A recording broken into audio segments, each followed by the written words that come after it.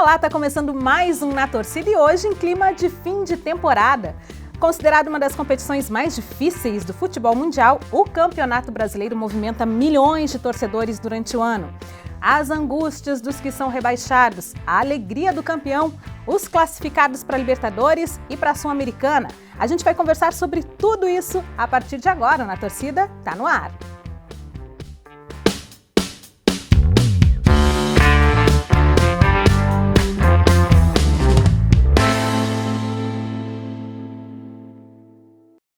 E para falar de todas as emoções do Brasileirão, nós convidamos um time de elite, daqueles que estão na parte de cima da tabela. A gente recebe hoje aqui Darcy Debona, comentarista do Diário Catarinense, também da NSC TV.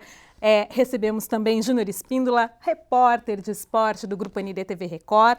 E aí a gente vai conversar muito sobre todas as emoções do nosso Campeonato Brasileiro. Sejam muito bem-vindos, é um prazer tê-los aqui com a gente. Obrigado, Marina. Obrigado pelo convite aí para falar sobre futebol, né? Que é uma coisa que a gente gosta bastante. Então, é um prazer estar aqui participando do programa. Da mesma forma, né? Um prazer estar por aqui. Obrigado pelo convite. Acho que falar de futebol, né, Darcy, Felipe, também Marina, acho que é espetacular pra gente, né? Porque é o nosso dia a dia, né? Então, é um prazer estar por aqui. Ai, que bom. E olha, tem muita gente que reclama aí da fórmula do Campeonato Brasileiro, os pontos corridos, não tem tanta emoção quanto os mata-matas, depois a gente até pode conversar um pouquinho sobre isso, mas quando eu estava ali listando os tópicos para a gente conversar sobre esse Campeonato Brasileiro, olha, tinha tanta coisa que eu não sei se a gente pode dizer que faltou emoção, né? Aconteceu coisa nesse Campeonato Brasileiro que não sei nem por onde começar. Acho que a gente começa falando pelo campeão Flamengo. Que campanha foi essa do Flamengo?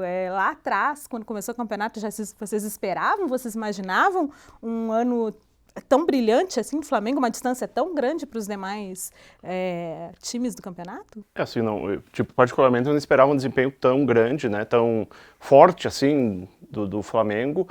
O Palmeiras tinha um grande investimento também, né? Eu acho que o Palmeiras eu achei que ia ter um desempenho até melhor. Mas foi um campeonato bom em relação ao ano anterior. O ano anterior acho que foi bem ruim o nível técnico e esse ano ele foi melhor. Particularmente teve bons jogos, jogos emocionantes.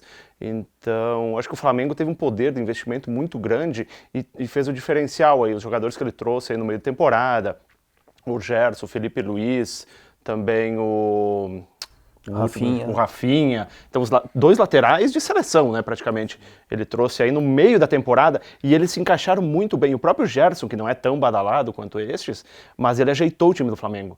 Então, o Flamengo estava ajeitadinho e ficou uma lição também de levar os campeonatos paralelamente, né? Não trocar todo o time, mantém um esqueleto do time, né?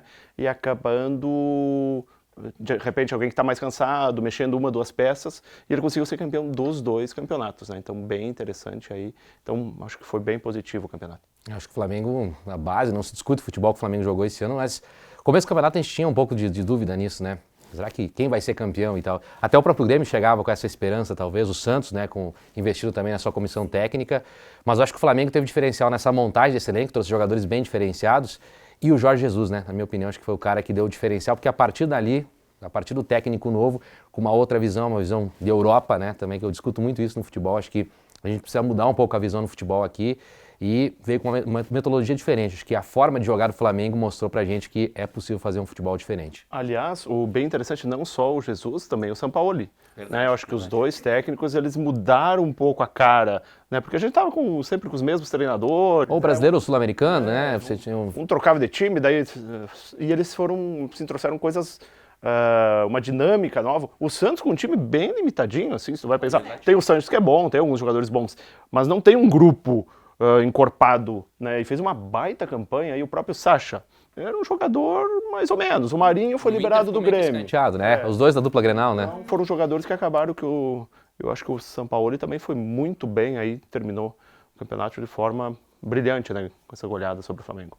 Foram as duas equipes que tiveram treinadores que vieram recentemente para o Brasil e percebeu-se bastante assim, a diferença de intensidade das duas equipes em relação às demais equipes. Tanto é que foram as duas primeiras equipes da competição, o Santos com um elenco muito mais modesto, embora tenha bons jogadores, E eu acho que isso vai contribuir também para uma mudança de filosofia dentro do futebol brasileiro. Talvez as equipes brasileiras comecem a ter que se reinventar, os próprios treinadores. A gente tem vários treinadores jovens também aqui no futebol brasileiro, o Thiago Nunes, que está surgindo agora, que já foi para o Corinthians.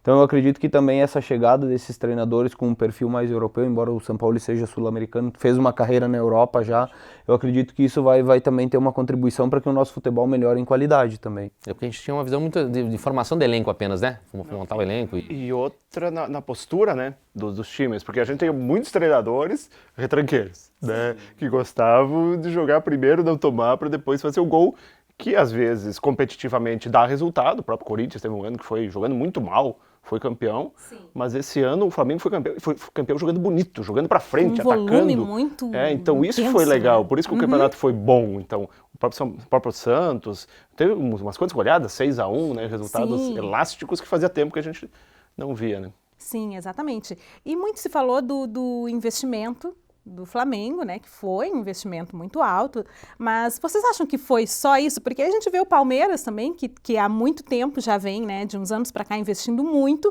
e que nesse ano a gente pode dizer que estaria ali entre as decepções do campeonato, né, disputou 3 competições, acabou não levando nenhuma, quando ficou só com o Campeonato Brasileiro, aí a gente esperava que o Palmeiras, de repente, surgisse com mais força no Campeonato Brasileiro, também não conseguiu responder. Só o investimento fez tanta diferença assim no Flamengo? Acho que investir certo, né? Acho que investir certo, acho que isso que o Flamengo fez. E é como o Debona acabou de citar aqui, trouxe o Gerson, que se você analisar não é tão badalado mesmo assim, mas ajeitou o meio de campo do Flamengo. Então, claro, você tem aí 2 laterais que são perfeitas condições, os melhores do Brasil, né, do mundo inclusive, né, e aí você tem jogadores que fazem a diferença, mas acho que um ponto principal, acho que do Flamengo esse ano, foi a própria forma de jogar, né, o técnico Jorge Jesus, ele tirava jogadores importantes. Vamos pegar o caso do Diego. O Diego entrou na final da Libertadores, apenas fez a diferença, mas acho que é você conseguir tirar o jogador, e aí que vem a metodologia europeia que a gente estava citando aqui, essa coisa de você não ficar refém do treinador. O que se tem no Brasil hoje, uma visão, na minha opinião? Você tem um treinador que tem que colocar o medalhão jogar. O jogador mais caro do elenco, porque ele foi contratado, porque é o salário mais alto, e o Jesus ele fez o time girar. Você tem vários times da Europa que fazem muito isso, o Chelsea faz muito isso, o Barcelona faz muito isso, os próprios times da Inglaterra, lá, no geral, fazem muito isso, a Itália também faz isso, está fazendo muito com o Cristiano Ronaldo agora, ajustando a forma de jogar. Então acho que a gente tem que também aprender isso. Certos jogos você tem que jogar de uma formação, outros jogos você tem que gerar outros jogadores, que é importante, acho que nessa formatação do time, na forma de jogar. Depende de onde você vai jogar também, com o apoio da torcida. Eu acho que tem muito isso. E acho que o Jorge Jesus e o Sampaoli, né, dá pra gente colocar nesses 2 exemplos, eles conseguiram fazer isso muito bem. Tiravam jogadores, citei o caso aí do Diego, né? Colocar no banco o cara e sem criar uma confusão no meio do elenco, né? Você criava um clima amistoso, porque o cara entendia que aquele momento não era o momento de jogar, aquele momento não era a melhor partida. E eu acho que, na minha opinião, ele conseguiu fazer muito bem isso, conversando com os jogadores. Não sei qual é a moral que ele tem dentro do vestiário, mas ele conseguiu fazer isso muito bem, na minha opinião. Eu penso que o Flamengo iria disputar o título, tá? Mas talvez não desse tanta diferença. De repente poderia chegar até o final brigando se não tivesse tanto poder de investimento. O Palmeiras tinha esse poder de investimento, mas não investiu tão bem, né? Ele trouxe um monte de jogador, mas não foi aqueles que realmente fizeram a diferença no campeonato. O Flamengo investiu bem, mas ele tinha esse poder de investimento também, né? Então alguns jogadores, você vai pensar o elenco, os jogadores que trouxe os outros times teriam mais dificuldade. O próprio São Paulo investiu, trouxe o Daniel Alves, também investiu em alguns jogadores que também... Mas daí o todo não funcionou, né? Então acho que uma parte tem a ver com essas melhores condições, investir, maior torcida, maior patrocínio, que nem sempre vinha dando resultado, né? O Flamengo, eu acredito que pelo poderio que ele tem pouco título Libertadores, por exemplo. Ter 2 títulos Libertadores, É pouco. um time desses, é pouco. Né, porque, então, muitos anos investiu errado. O próprio, aquela vez, tinha aquele ataque Romário, Sávio, Edmundo, o melhor ataque do mundo. Não deu certo. Então é isso, tu tem o dinheiro, mas tu saber investir também. E a partir dessa perspectiva, olhando um pouco para o futuro, a tendência é que o Flamengo comece a se organizar em termos de gestão, e o Palmeiras tem um investimento da Crefisa que é muito forte e acaba tendo um poder acima das outras equipes. Será que a gente, olhando para esse futuro, será que a gente não começa a olhar um campeonato mais ou menos como o Campeonato Espanhol, que vai ter Barcelona e Real Madrid, e as outras equipes vão ficando para trás? Como é que vocês têm visto isso com base nesse poder aquisitivo que essas equipes maiores têm tido atualmente? Às vezes faz alguma diferença. O próprio Corinthians vinha nos últimos sequência, né? tempos, ganhou bastante títulos. Agora está com uma dificuldade por causa do estádio, né? Tem que pagar. Então, ele perdeu um pouco esse poder de investimento, já deu um resultado, né? Que ele foi um time mediano, né? Esse ano. Então, mas eu acho que não chega a ser que nem uma Espanha. Eu acho que tem muitos times fortes, tradicionais, que às vezes acabam compensando a própria dupla Grenal, os mineiros, né? Esse ano foram mal, mas o mineiro sempre tem times competitivos, né?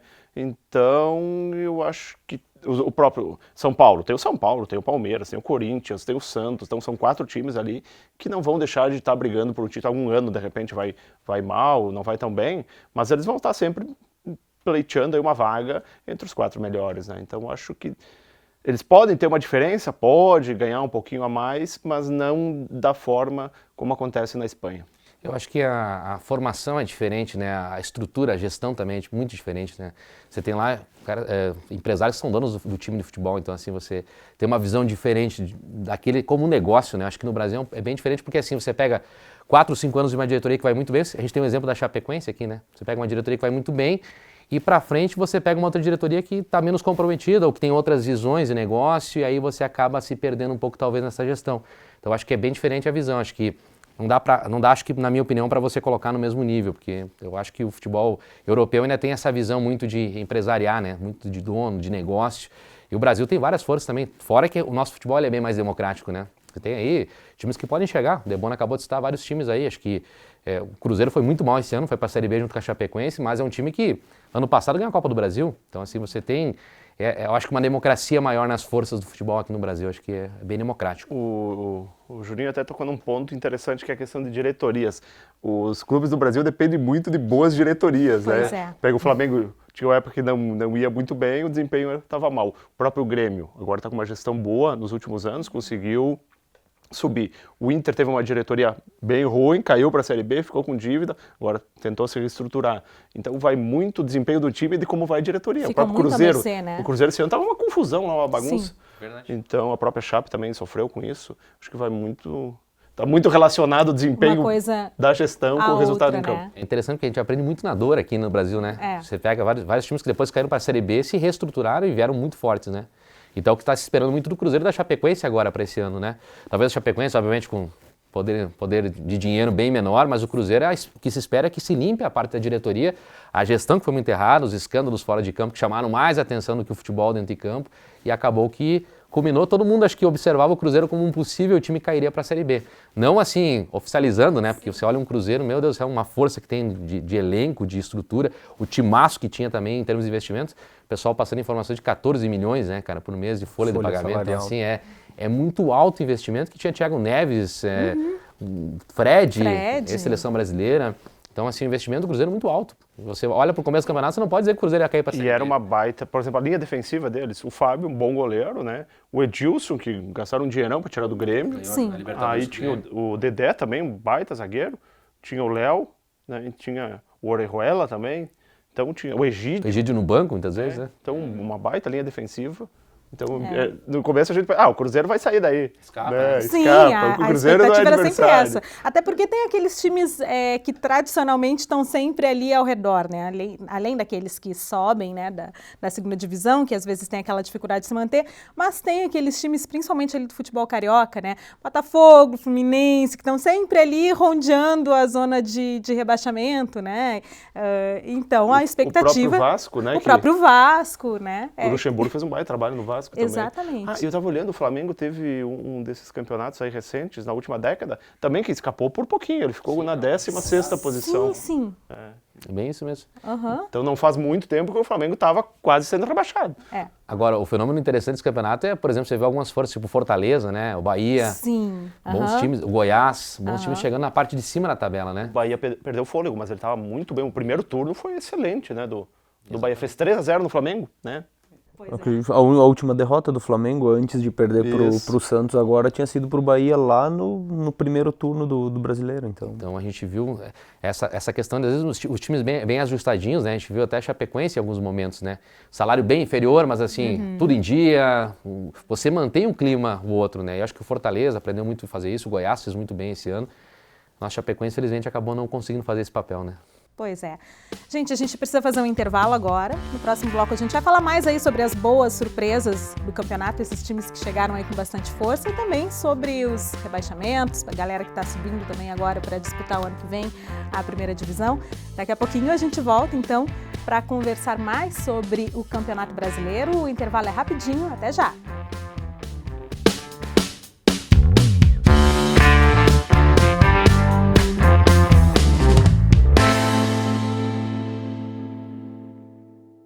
O impossível precisa ser questionado. E se eu te disser que dá para transformar soro de leite em curativo para a pele? Ou quebrar fronteiras e levar a universidade para as terras indígenas da região? Sua pupila, as células neurais se expandem quando você vê algo novo.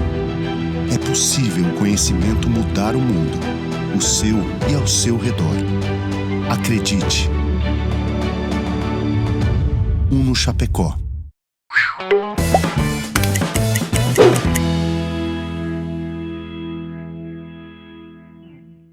A síndrome de Down é resultado de uma alteração genética no cromossomo 21, onde ocorre a trissomia.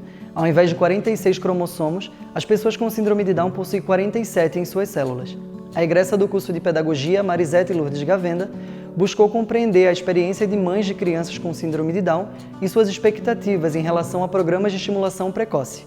A intenção foi entender como as mães narram essas experiências.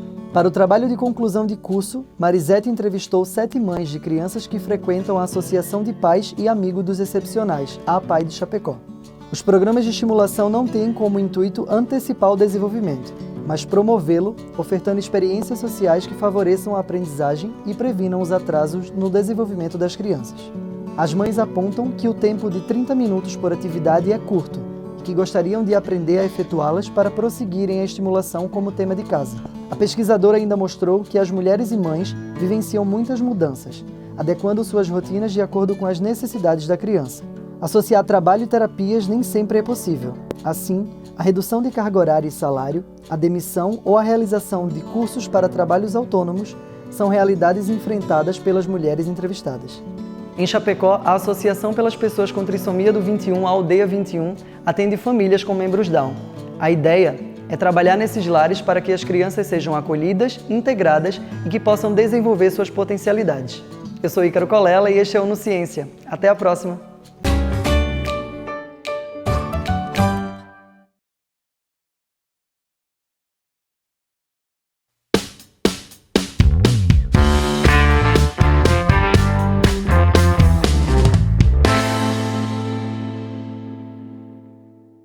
Estamos de volta com Na Torcida. Hoje o nosso assunto é Campeonato Brasileiro. Para isso a gente recebe aqui os jornalistas Darcy Debona, Júnior Espíndola. E agora a gente segue conversando, no final do primeiro bloco ali, a gente fala um pouquinho sobre os times que foram surpresas aí, surpresas positivas no campeonato esse ano. A gente falou do Fortaleza, Bahia. Quem mais vocês colocam nessa lista aí que de repente surpreenderam positivamente, tiveram um desempenho acima do que se esperava? O Goiás, né? Goiás, O Goiás, eu dava como um time para brigar por rebaixamento. E quase beliscou aí uma Libertadores, né? Sim, foi ali no finzinho, foi um né? desempenho bem interessante, né? Se bem que o patamar de cima deu os tradicionais, né? A maioria dos times, os que já estavam.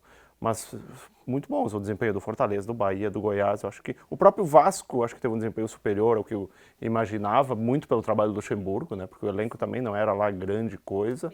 Então conseguiu um time bem organizadinho. Chegou até... E o CSA, apesar de ter caído, o CSA estava esperneando até o fim, Pois né? é, o CSA foi ali e incomodou muita gente, Por né? exemplo, Ele dava como perdia, mas rebaixado. ele incomodou muita gente. Dava como Aham. rebaixado e chegou ali umas 4 rodadas, ainda estava vivo, né? Pois é. 3 ou 4 rodadas. Eu acho que se tivesse uma sequência um pouquinho melhor ali em alguns jogos, né? Eu acho que azar também o CSA. Que tem aquela coisa, aquela fase também, né? O Flamengo estava numa fase que a bola batia na canela do cara e entrava, né? E aí tem os times de baixo que, né? Eles largaram muito mal, o CSA e o Avaí largaram, que já quase foram rebaixados no primeiro turno. Sim. E depois deram uma reagida, né? Aí conseguiram. E teve aquele fato aí do Argel também, que eu acho que foi bem... Pois é. Constrangedor até. Foi. Né, de largar o time na reta final Há aí 3 para ir para um rodadas, adversário né, que também estava brigando para escapar do rebaixamento. É.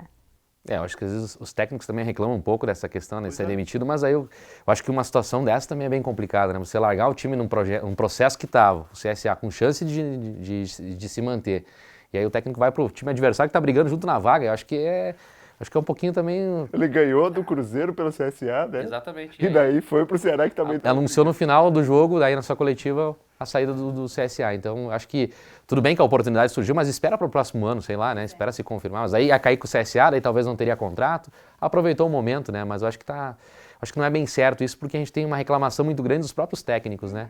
É muita demissão por causa de resultado, a cobrança. A gente teve isso na Chapecoense também, a sequência ruim. E as várias demissões seguidas, que acho que também ajudaram muito nesse rebaixamento. Mas acho que também o técnico tem um pouquinho de culpa quando também vai para um outro time, visando aí, ou estragando um projeto no meio, né? Então você tinha como animar a torcida indo para os jogos. Acho que o grupo de jogadores ia muito com o técnico, o Argel Fux, o grupo de jogadores do CSA, só que daí larga o time no momento delicado, né? Sim. E olhando para as equipes rebaixadas, a gente falou um pouco do Cruzeiro, que teve um problema grande de gestão. O Cruzeiro está com uma dívida gigantesca, tinha uma folha salarial enorme, e a gente comentou que no início do campeonato ninguém apontaria o Cruzeiro como um postulante ao rebaixamento. Mas aí olhando para Chapecoense, Avaí e CSA, o que faltou para essas equipes? Será que foi uma falta de planejamento ou realmente a falta de orçamento talvez tenha interferido diretamente nesse processo de rebaixamento? Como é que vocês têm visto isso? Se bem que o orçamento da Chapecoense não era tão pequeno, né? Tinha outros anos que era... Tirando 2017, né, que foi um time caro, que a Chape não pagava tanto, porque os outros times ajudaram e ficou em oitavo, né? Era um time que tem um desempenho top, mas muito com a ajuda dos outros clubes. Mas se tu olhar o orçamento de 2014, 2015, era um orçamento limitado. E eu acho que também tem isso, a Chapecoense fez um time caro em 2017, tentou manter esse padrão aí de salário e não conseguiu, né? E aí algumas contratações erradas, né? Um jogador custo-benefício que não era bom, teve esse problema aí físico, porque você vê que muitos jogos, a Chapecoense no segundo tempo deixava empatar ou deixava virar, foram pontos importantes perdidos. Teve esse problema de bastidores, né? Imagina se quase toda a diretoria renunciando. Então tudo isso vai minando, né? Salário atrasado, embora os jogadores não tenham sido profissionais, né? Não abandonaram, assim, de deixar, não vamos jogar, não ameaçaram deixar de jogar.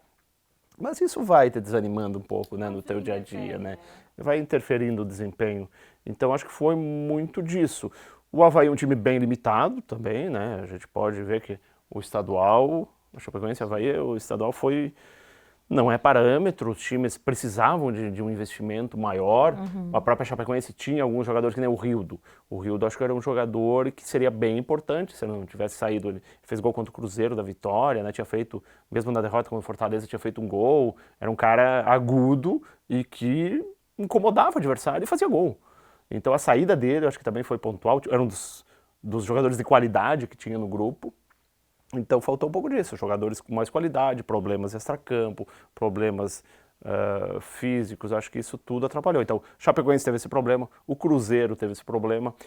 Já o CSA e o Avaí, acho que era mais questão de qualidade mesmo. Acho que sim, faltou, né? Qualidade, investimento. Aí eu acho que faltou o poder de investimento, né? E estavam muito distantes, né, dos outros outros times, né?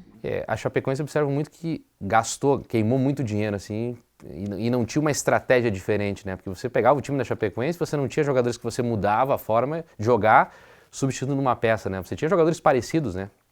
O próprio ataque da Chapecoense, você pega o Arthur Gomes e o próprio Dalberto que veio ali com o técnico Marquinhos Santos, que não, na minha opinião, jogavam da mesma forma. Um pouco mais rápido, obviamente, o Arthur Gomes jogava um pouco mais agudo, né? Mas você não conseguia mudar essa estratégia. Eu acho que, diferente do ano passado você tinha, por exemplo, um Wellington Paulista e um Leandro Pereira. Você conseguia mudar a forma de jogar, né? Eu acho que enfrentou o problema de gestão mesmo e falta e investimento num elenco fraco, a Chapecoense, assim. Não que o time seja fraco, mas a estratégia foi errada. E aí você queima muito dinheiro onde você não precisava, na minha opinião. Aí você acaba montando um time que não consegue mudar a estratégia, não consegue mudar a formação. O técnico tem problema que olha para o banco. Eu vou botar quem agora? O jogo está complicado e aí vou mudar que estratégia agora? Tem muitos jogadores que vieram que não deram resultado. O Marcos Vinícius, apesar de ter jogado no Botafogo, mas aqui não deu resultado. O Thiago Santos né? O próprio Camilo veio, mas não conseguiu. Acho que a maior decepção da Chapecoense foi essa, né? O Camilo, acho que... Então, que era para ser o cara, né? Ali no meio, que te faltava. Nossa zaga lenta, né? Os jogadores com uma característica, jogadores pesados. Todos eles, né? Tinha que ter um jogador um pouco mais, um zagueiro mais Rápido. mais rápido, mais né? leve, né? Porque um deles pode ser, mas os dois, meio pesadão, não funcionava, né? E quantos gols de posicionamento também, né? Gols que cruzava para a área, era... Aquele desespero. Então, acho que isso atrapalhou bastante a saída do Fabrício. Não teve um substituto para o Fabrício Bruno, né? Zagueiro muito bom, né? Na zaga, principalmente. E mesmo assim caiu com o Cruzeiro, né? Então, Pois é. pra você ver como é o futebol, né? E olhando para esse cenário, assim, agora com as mudanças que vem por aí, essa questão da diretoria que está se renovando, o que dá para esperar, assim? Conseguem ver uma perspectiva agora para o ano que vem, esse caminho da Chapecoense na Série B, primeiro rebaixamento da Chapecoense, né? Como é que vocês imaginam que vai ser o ano que vem? Eu observo um ano muito bom para a Chapecoense ano que vem.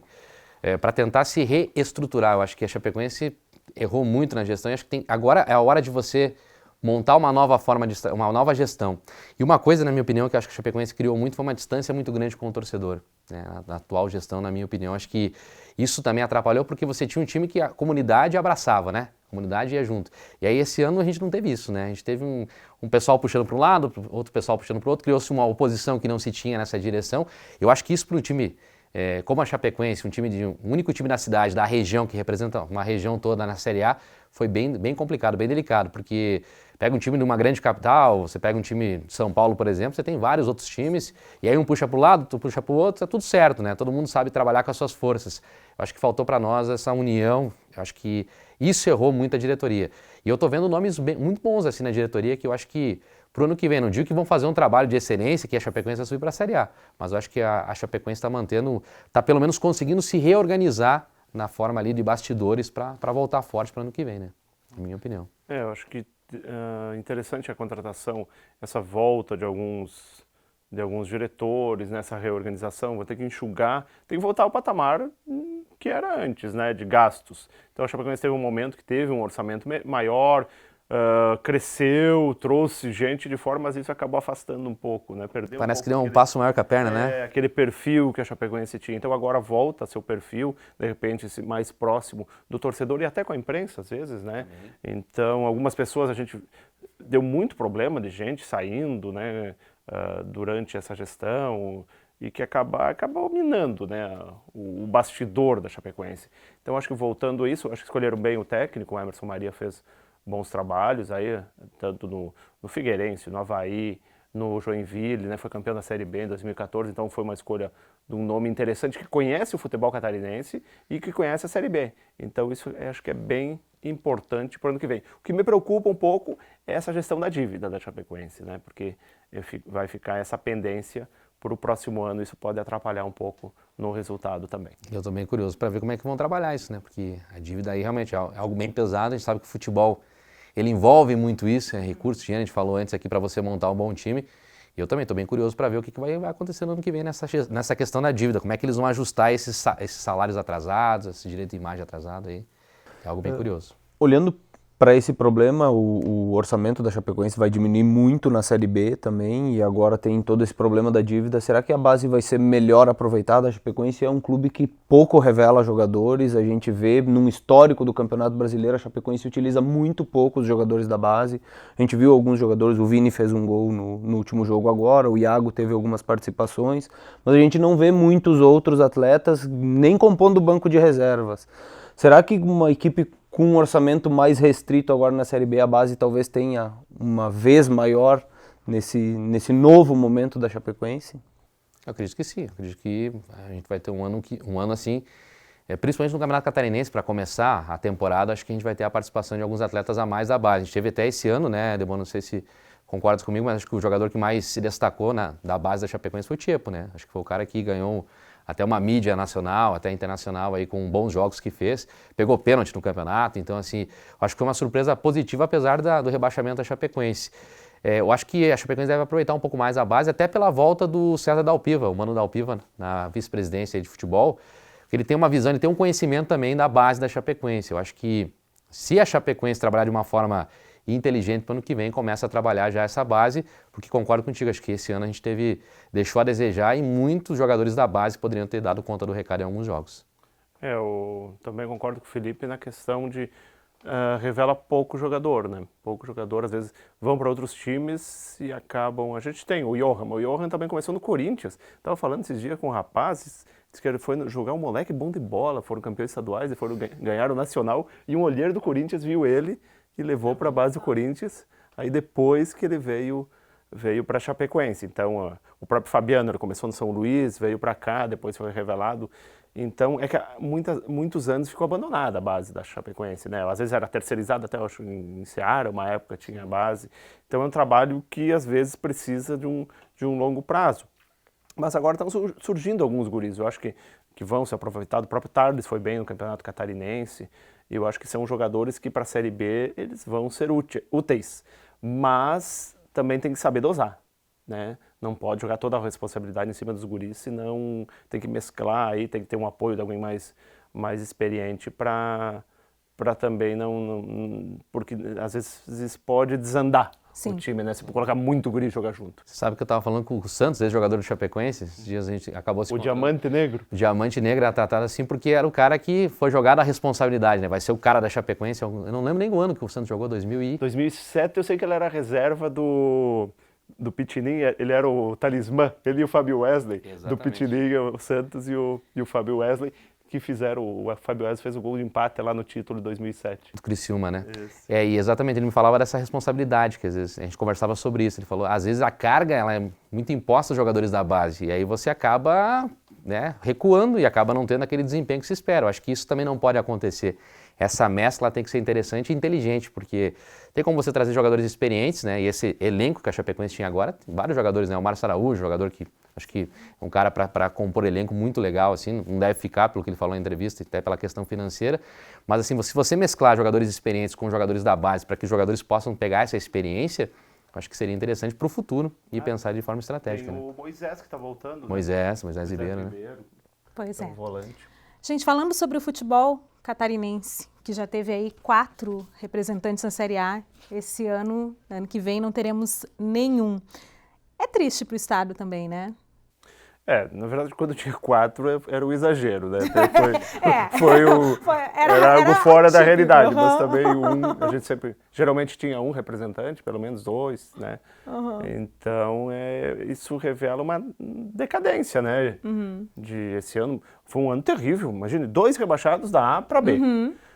Um rebaixado da B para C e o Figueirense escapou por 2 pontos. Exato. Né? Porque ficou muito próximo de cair, teve todo aquele problema extra-campo também. Exato, um momento Foi ali uma que baita quase desistiu. vitória do Figueirense, né? Porque... Sim, até terminou o ano de uma forma bem positiva por tudo que passou. Só o Brusque, né, que teve o acesso, que foi... Mas, no geral, o futebol catarinense perdeu força, né? A gente vinha times fortes, o próprio Figueirense uma vez tinha um time bem competitivo, ficou em 6º, 7º do Brasileiro, né, com jogadores tradicionais, o Clebão, que era do Palmeiras, tinha do Botafogo também como é que era o Marcos Goiano? Márcio Goiano. E teve até o Edmundo, né?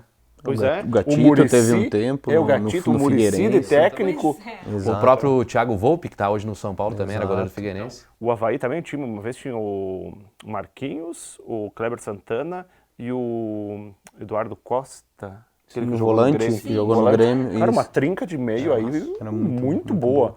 E esse ano, agora a gente vê, não observa mais isso, né? Um time bem limitadíssimo, bem limitado. Cabe pra gente abrir o olho, né? Porque realmente a gente errou. É um ano bem triste pro futebol catarinense, né? Você pega, por exemplo, olha a situação que tá o Joinville, cara.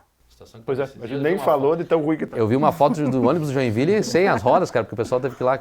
Então, assim, é triste, né? Você vê uma estrutura que tem um estádio, que tem a torcida, que tem a maior cidade do estado, e você vê um Joinville numa situação complicada. É pra gente usar de exemplo também aqui em Chapecó, né? E para ficar com uma reflexão, né? Não podemos também deixar de falar dupla Grenal, né? Inter...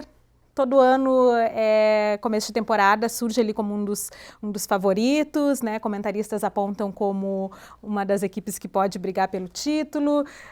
O Grêmio também há alguns anos já vem nessa mesma fase aí de disputar muitas competições, usar time reserva no Campeonato Brasileiro e aí chega lá, às vezes fica na zona de rebaixamento no começo do campeonato, tem que dar uma corrida no final e a gente ouve também muitos comentaristas falando, mas se o Grêmio tivesse se dedicado um pouco mais ao campeonato, podia estar brigando mais em cima, estar brigando pelo título.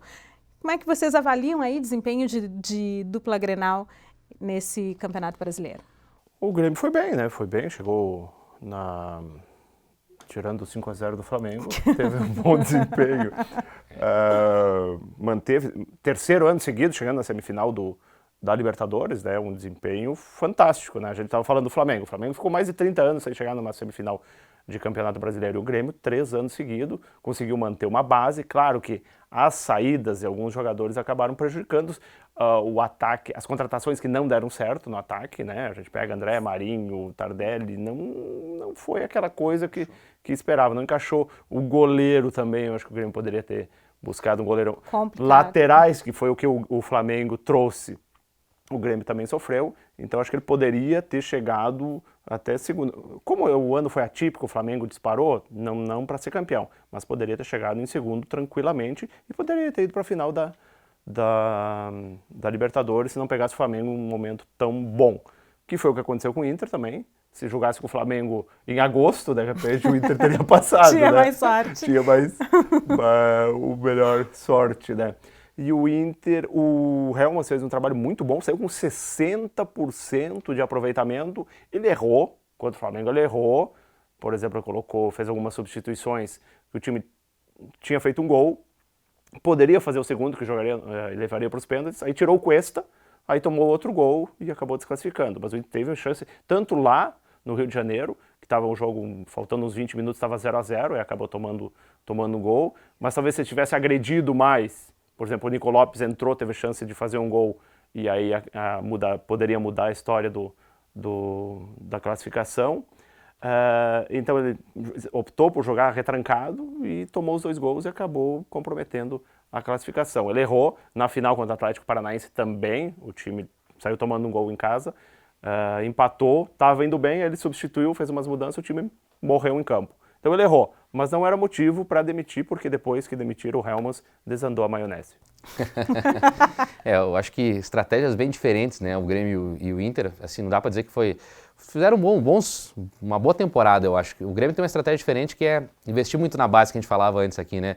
O Grêmio investe boa parte do seu orçamento em novos jogadores, né? Contra o Goiás, era quase tudo o guri da base, né? Você viu quanto jogador bom, né? O Grêmio conseguiu, mesmo sair perdendo, empatou o jogo, virou e aí perdeu 3-2 numa virada de novo lá em Goiânia. Mas você vê que tem muitos jogadores novos a todo ano surgindo no Grêmio, né? Volante, principalmente volante, né? E você tem jogadores mais de meio para frente também, bons jogadores ali que o Grêmio acaba trazendo como novidade. Acho que a diferença é essa, né? Da dupla Grenal. A estratégia do Grêmio é formar atletas. A diferença do Inter, eu acho que o Inter está apostando muito em jogadores mais velhos. E eu acho que o elenco do Inter está ficando um pouco para trás em alguns momentos. Você pega o D'Alessandro, que é um baita jogador, e é um medalhão no meio, eu acho que faz toda a diferença no Inter, mas não tem todo aquele fôlego para aguentar um campeonato brasileiro inteiro. E aí, então, você acaba, em alguns jogos, não conseguindo manter uma sequência boa, e eu acho que isso que aconteceu muito com o Inter. Concordo contigo, no jogo da Libertadores, eu acho que o Odair Helman errou muito, né? Nas estratégias, acabou caindo fora porque poderia ter montado uma estratégia diferente contra o Flamengo ali. Você pega o time do Flamengo, é muito bom, ok, mas ali dava para ter derrubado o Flamengo, até na minha opinião, dava para ter eliminado. Agora, a questão do Grêmio, pegou o Flamengo numa fase espetacular e aí acabou. Ninguém esperava um 5-0 no Maracanã, né? Agora, o Grêmio não tinha time para chegar próximo àquilo que o Flamengo estava jogando, na minha opinião. Pessoal, para a gente se encaminhar então para o encerramento, o que esperar aí dos 4 times que estão subindo, que vão compor a elite do futebol brasileiro agora em 2020? Olha, foi surpresa ter o América ter ficado fora, né? Gostei da volta do Curitiba, né? O Curitiba é um time tradicional aqui do Sul, né? Já foi campeão brasileiro também, então acho que é bacana ter mais um time aqui do Sul no Campeonato Brasileiro. São Paulo volta a ter mais um time, né? Bragantino, com aquele apoio do patrocinador, né? Enfim, parece que vem com força, né? Vem com investimento bacana. Então acho que é isso. E falando do contrário, eu acho que a queda do Cruzeiro também foi boa. para a Série B porque dá um pouco mais de visibilidade. Assim, uns pensam, é uma vaga a menos, né? Mas ele traz uma atenção, um charme para a Série B com um time que nem o Cruzeiro, um time grande. Né? Pois é, mas até eu tenho visto muitos torcedores do Cruzeiro comentando que não estão tão empolgados, assim, tão animados com a facilidade de voltar para a Série A. Até por conta de todos os problemas que existem, então tem muito torcedor do Cruzeiro assustado, assim, pensando que não vai ser tão fácil esse caminho de retorno, não. E você, Juninho, o que espera aí? Eu acho que a grande sensação do campeonato é o Bragantino. A expectativa todo mundo quer ver, né? Porque tem aquela briga agora que o Red Bull quer colocar a marca um pouco mais forte, até colocar o nome, né? Red Bull Bragantino, e existe aqueles torcedores mais conservadores do Bragantino que querem o quê? Aquela camisa tradicional, né? O preto e o branco de volta.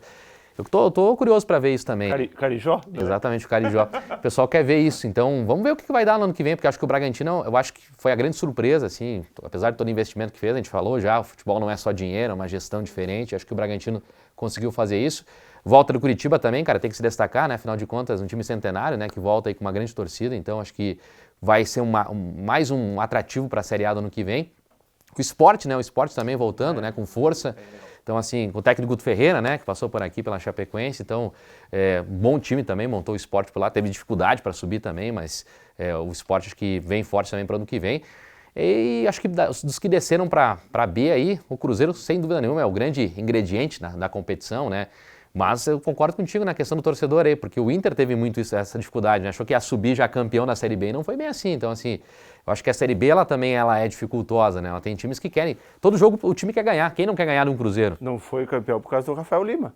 O Rafael Lima fez 3 gols aí no final, né? O América ganhou, o Inter acabou não ganhando. Mas geralmente o time que cai para B desses fortes, ele sobe, né? Sobe fácil, né? Sobe.